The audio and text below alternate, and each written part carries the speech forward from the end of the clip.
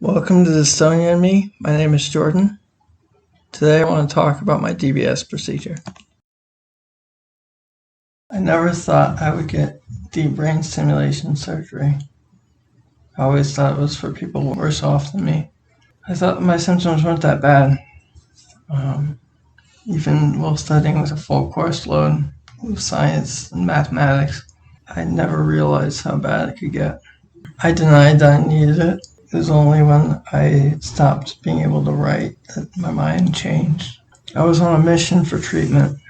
With the help of my neurologist, we tried everything that could work, but everything failed.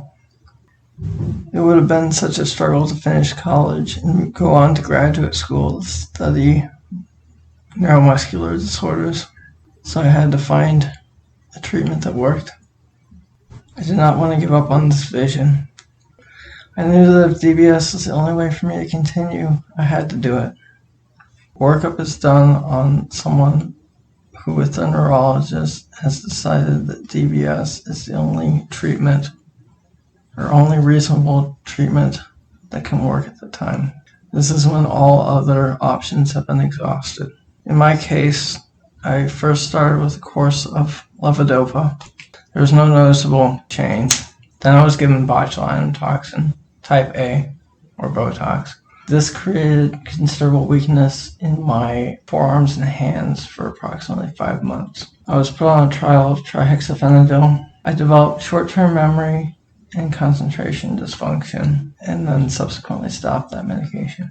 Before the workup, or pre-workup, I needed to have standard blood work done, and they had to check my ceruloplasmin.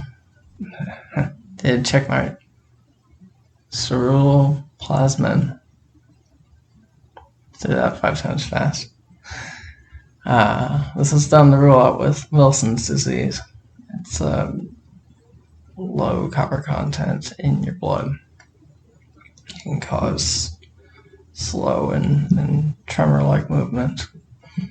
It's usually caused by a buildup of copper in your liver and your brain. Luckily, this is negative. Then I went on to get a genetic panel done. This was for all known gene variants, or most gene variants of dystonia. I had no identifiable gene variant.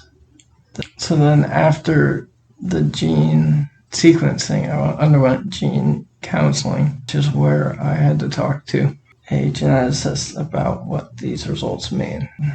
They tested for approximately 30 gene variants, including Torsin 1A, which is the primary generalized dystonia genetic variant, one that matches my symptoms closest.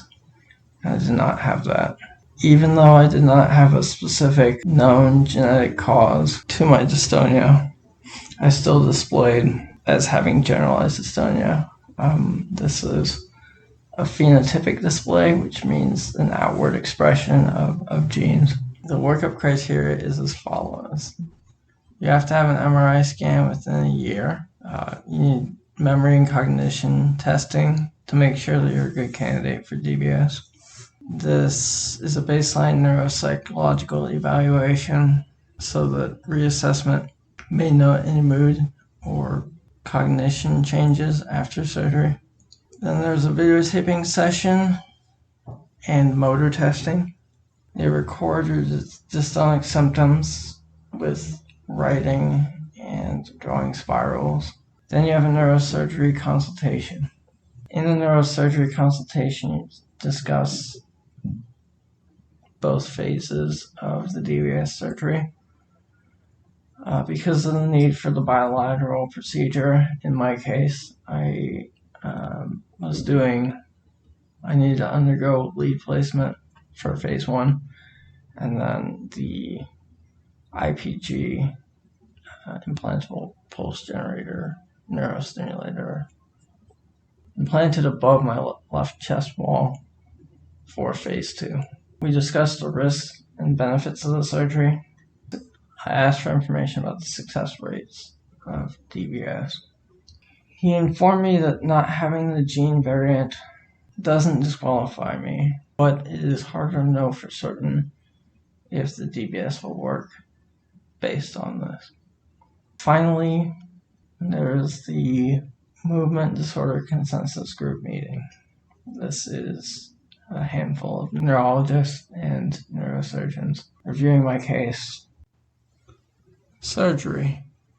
Phase 1, electrode placement on the left and right side under monitored anesthesia care with microelectrode recording. This phase was completed as separate surgeries, as each surgery for me was approximately 9 hours from start to finish. Each of these surgeries, the surgeons insert a microelectrode recorder to map my GPI, or globus pallidus internal neuronal activity. To assist with this recording, electrophysiologists moved my arms, hands, legs, feet, as well as had me say the Sunday, Monday, Tuesday phrase from my first video. Occasionally they would stimulate areas while recording. This would cause my hands and arms to posture and hurt or alleviate posturing, as well as my speech to slow and become difficult or to alleviate speech impediments. Along with the MRI, this recording allowed for more precise targeted placement of leads.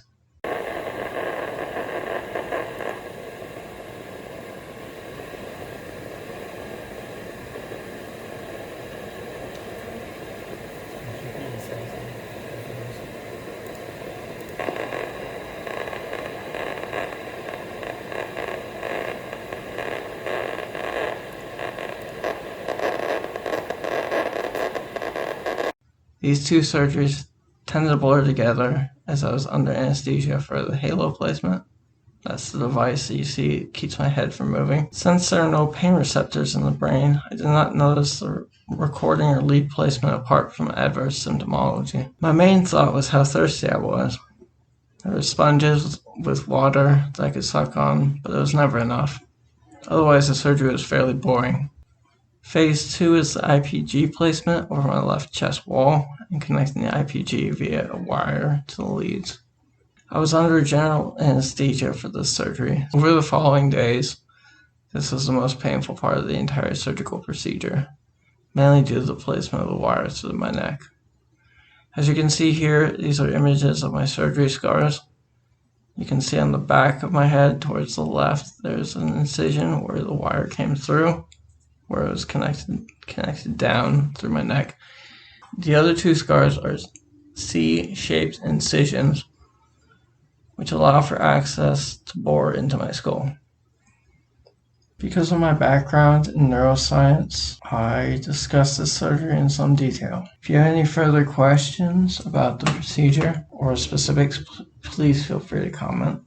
If you're watching this when it comes out, I'm undergoing an IPG replacement surgery. I will post an update and discuss why I needed this surgery in the next video.